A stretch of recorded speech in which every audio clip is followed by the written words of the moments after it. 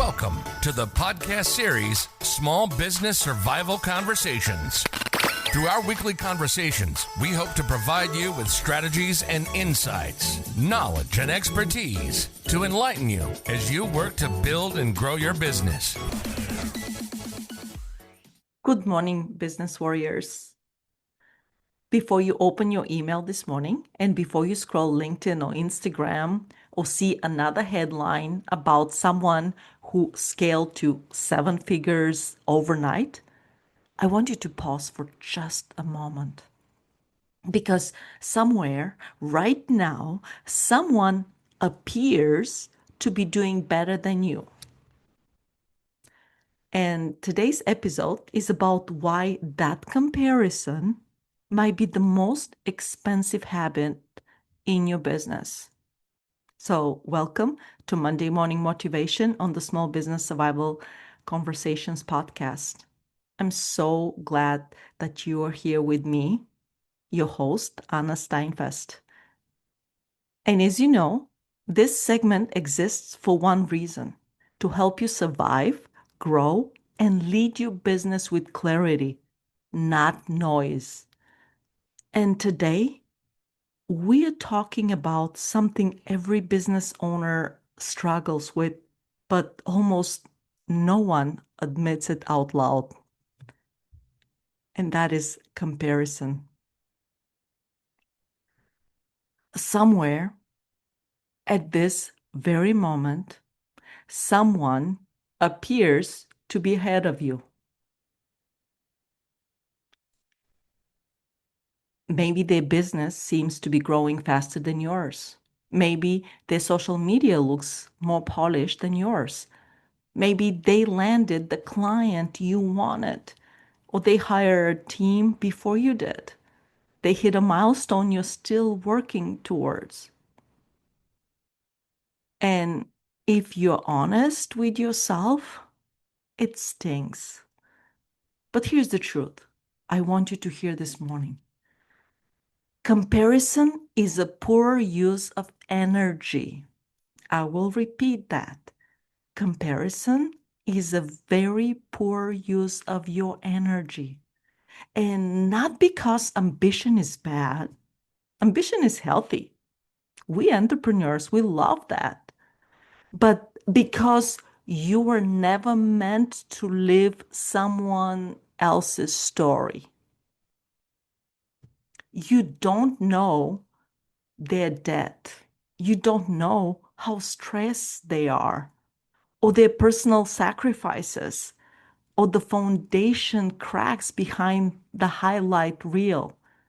You only see the shimmer, not the structure. As a small business owner, comparison is especially very, very dangerous because it leads to chasing strategies that don't fit your business, or making rush decisions to keep up, or maybe underestimating your own progress, or burning out trying to run someone else's race. I've seen business owners abandon solid plans because someone else looked like they were winning faster. And guess what? Most of the time, the people they were comparing themselves to weren't even running the same race. They had different markets. They have a different timelines, different resources, different definitions of success. And here's the line I want you to write down, or maybe screenshot it or tape it to your desk. The goal is not to beat their life. The goal is to live your life and build your own business. Your job is not to outpace someone else's timeline. Your job is to serve your customers well, build something sustainable, make progress that compounds, and stay in the game long enough to win. Because progress that lasts rarely looks flashy in the beginning. So let's talk about the part no one posts online. They never mention the slow weeks. They never mention the quiet months everybody has, or the seasons where you are doing everything right and results are still lagging. This is where comparison hits hardest. But slow progress is not a failure. Slow progress often is your foundational work you need to be successful. And your foundations are invisible until they're not. Because everyone sees the success, but they did not see how hard you have worked towards it. If you stay on the path long enough, something remarkable will happen because momentum catches up to consistency. All right, let's turn motivation into action. That's enough talk.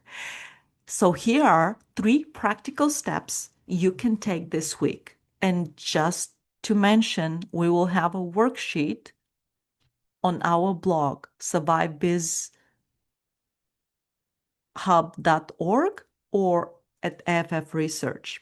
So action step number 1, I want you to limit your comparison triggers. I want you to identify the platforms, people, or habits that make you spiral. You don't need to quit social media, for example, but you need some boundaries. I want you to ask yourself, does this inspire me or drain me? Does this give me ideas or make me doubt myself?